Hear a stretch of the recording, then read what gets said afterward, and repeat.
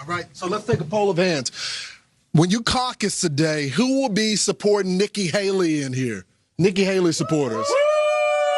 Okay, Nikki Haley. Vivek Ramaswamy.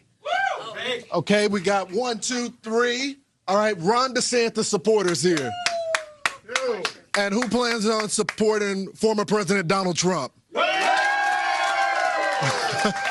They see what I think all of us are seeing, that this is Donald Trump's party still, and there's no real use in fighting it. I mean, we've had a primary here where Ron DeSantis, I think, wanted to move us past Trump and give you, a lot of what Trump is, maybe a little less crazy, a little more boring, and voters don't want that. And you got Nikki Haley, who maybe wants to go back to a party that we had 10, 15 years ago. Voters don't want that. And that's what these senators and House members are seeing, that this is where the party is, firmly still a Trump party. Doing it at this late date, I think, basically tells us what we're going to find out tonight, that this primary is over. It was probably over before it began. There's not a real competitive primary here. They understand that Nikki Haley and Ron DeSantis had their shot. It's not going to work out. And so they're trying to get ahead of that. Yeah, and let's spend a moment on that idea that, certainly there's been a lot of coverage about the jockeying, about who's in second, who's in third, and we're going to spend time on that. But there has been this sort of overarching thought throughout that there really wasn't a primary here. Trump's up huge. Like, that's going to be our takeaway tonight, no matter who finishes second, no matter, whether DeSantis can move on to New Hampshire or South Carolina or not. It's really that Trump won, and Trump's probably going to win big. And I know there's some turnout concerns because of the weather, but just do you see anything other than that being the takeaway tonight? Is Trump in a rout?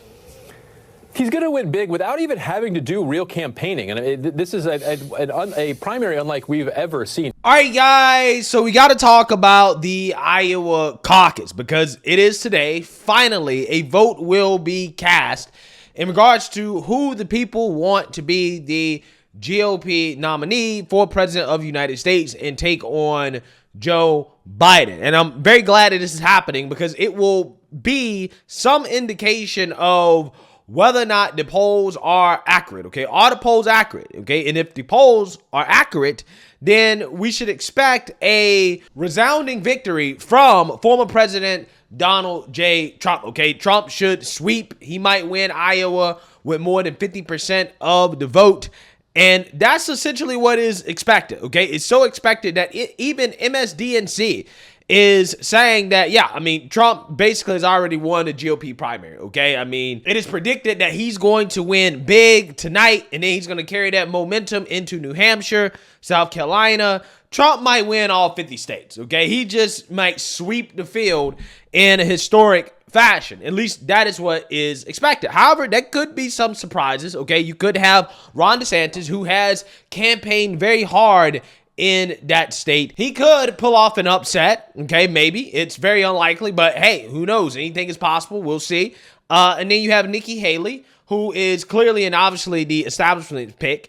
Apparently, you have Iowa Democrats that are becoming Republicans for a day to vote for Nikki Haley. As time moves on, it becomes more and more and more clear that Nikki Haley is a Democrat, right? She's basically a Democrat. You have Democrats that are more willing to vote for Nikki Haley than they are Joe Biden, okay? They're basically saying, if Nikki Haley's not the GOP nominee, then I'm going to vote for Biden. Right, which again is a fascinating thing that is happening, but people really shouldn't be surprised because, again, Nikki Haley, her big donors, she is being funded by the establishment. And the establishment, the donors that are funding her are Democrats, as a donor accidentally revealed on Fox News. Andy Sabin joins us right now, a big donor for Nikki Haley. Andy, very good to have you. The numbers certainly indicate that it's not hurt her fundraising. I believe in the latest quarter, she raised $24 million, which is double what she raised in the quarter before, which was double what she had raised in the quarter before that. So the money train is still flowing and going. Are you worried, though? Thank you, Neil, for having me, and Happy New Year. We actually have a large fundraiser on the 30th of January at a major apartment in New York City where we're raising a tremendous amount of money. Believe it or not, a number of it coming from Democrats. When you say a major apartment in New York City, whose apartment? I can't tell you. I'm sorry. I just, I wish I could tell you. I can't. Maybe you could whisper it to me now, just between you and me. Well, all I could tell you is one of the biggest Democrats, who's one of my best friends, who you wouldn't believe, who's never voted for a Republican, is a co-host of this benefit, of this fundraiser. All right. Now, there's a crowd and a number of Democrats who are not exactly, enthusiastic about Joe Biden, and they are sampling things around, sort of another Democrat running to take on the president or that he stepped down. They are kind of looking to maybe acceptable Republicans, maybe no labels. How much of that is real? I think a lot of this is real. When you see Nikki Haley 17 points over Biden versus Trump at 2-4, it has to be coming from somewhere.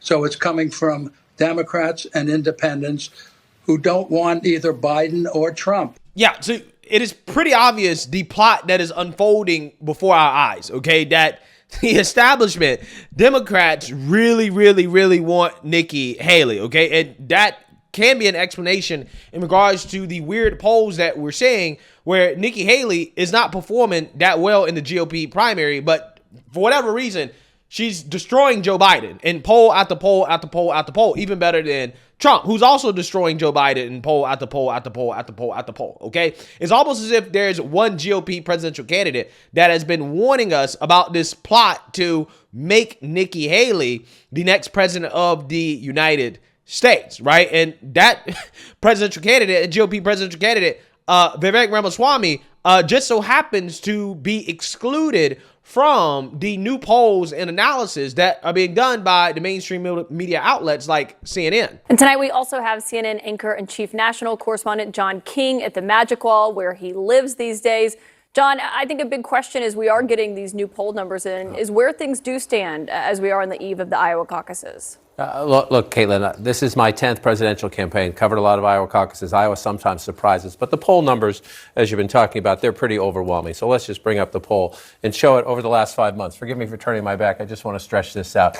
If you go back through the Iowa poll, a very reliable poll in the state, you go back 5 months ago, former President Trump was at 42%, up to 51. He's at 48% right now.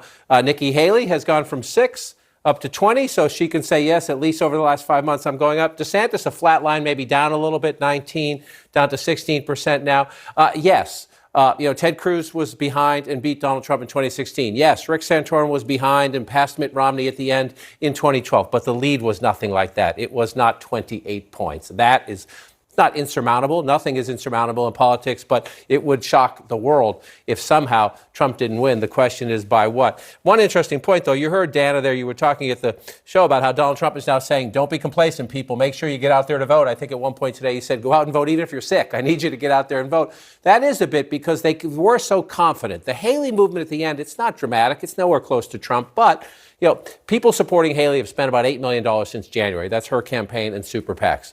Pro-DeSantis, about $6 million. The Trump people haven't spent that much money. It's only $3.6 million. So they entered the year, this is since January, they entered the year thinking, we got this. And now in the last couple of days, they're smart. As Dana said, they're well organized. The president's saying, don't get complacent. They're trying to tell people, if you're really cold, please. The organization matters. They're texting. We'll give you a ride. If you're afraid to go out and drive yourself, we'll do it. Can the other campaigns match that? 24 hours from now, we'll be filling this in. Yeah, so the mainstream liberal media apparently doesn't think that Vivek is a choice, which is funny because there are reports that suggest that Vivek is not even being listed as an option when voters are being polled, which could suggest that the support for Vivek is severely understated in the polls and he could be poised to overperform. Now, with that being said, Vivek has ran into some roadblocks as he's gotten into a little bit of drama involving former President Trump, as former President Trump has come out and told people, do not vote for Vivek. He's not MAGA. And then Vivek Ramaswamy basically chose not to respond, basically, doubling down on his support for Trump and Trump's agenda. He's just making the argument that, look, what's happening is Nikki Haley is being propped up by the establishment, which obviously you can see that is true, and that it is all part of a plot to eventually take Trump out of the race and make Nikki Haley the president of the United States. Now, whether or not that plot actually is a real thing, it remains to be seen, even though I feel like it's probably true that is probably what they're going to do. I mean, just look at how much they're funding Nikki Haley and propping her up. But regardless, Vivek has refused to attack Trump. He actually continues to double down on not engaging with friendly fire against Trump. Take a look. I don't know if you've had it. Why do you think Elon Musk is saying you're going to do better than people think? I think he's a smart guy. And look, we'll see what happens tonight. But one of the things is I think the polls are dramatically off. Many of our supporters are first-time caucus goers, people who may have come from younger generations, people who may have been libertarian-leaning but haven't traditionally been polled in Republican caucuses. And I think a lot of our supporters, we don't have lukewarm supporters, Steve. No. We have diehard supporters, and I think that's what's going to be rewarded tonight as well. And I just told you about how I've got family members and friends who love you. Thank you. And Doctor, one of the things about him is he's got some new ideas and some new approaches. Yes. He's a young guy who, as you've seen, has really worked the state of Iowa. Yeah. Yeah, I mean, we are not politicians. We're people who have made a living in the United States, and we work hard, and that really resonates with a lot of Iowans. They've become dear friends over the course of this year because we have been here day in and day out, and we've heard what they need, what they care about, and that is really resonating. Vivek's message of really bringing something totally new, not just to our whole process, but to the Republican Party as well. And I think that's really resonating. Why do you think former President Trump threw you under the bus over the weekend? Well, I didn't get thrown anywhere, but I think there might have been an attempt to do that. I'd say that it's partly because of what you were under the bus. Well, look, I'd say what Elon Musk and others are saying. The bus had snow tires on it. Well, I'll tell you this: I took it in a lighthearted way, but the truth is, people have to have their heads stuck in the snow not to see what's happening on the ground here. I know the mainstream media is ignoring it, but there has been a massive surge here late in the process.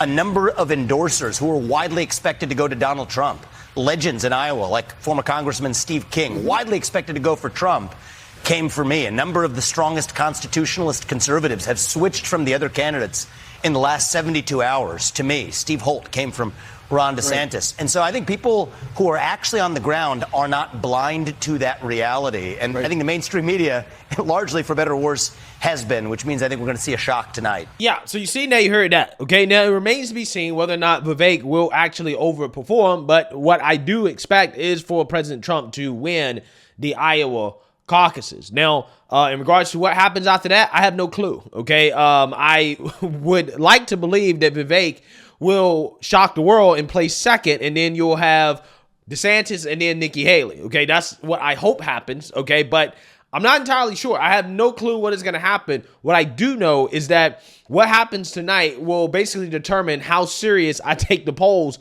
moving forward. Okay, however, if Vivek does really outperform, if he does shock the world, it will be a good example of how hard work really matters in this country, right? And that's the one thing I do like about Vivek's campaign is that the dude has been campaigning harder than anybody I've ever seen in regards to trying to get people out and to get that grassroots support. And I hope that he benefits from it, okay? Because hard work matters, right? And meritocracy matters. And I think that the work that he's doing there on the ground in Iowa, I think that he definitely deserves more support than just, 5 to 8%, which is in the polls. However, I do believe that Trump will win, okay? And it's just a matter of who's going to come second, third, and fourth. What I can't believe is that Nikki Haley has so much support in this country as the polls suggest. But again, tonight will determine whether or not the polls are BS, okay, or they're actually accurate in regards to how the American people are feeling about these candidates. Let me know what you guys think. Make sure you like, comment, and subscribe. Most importantly, share a Black conservative perspective. Peace.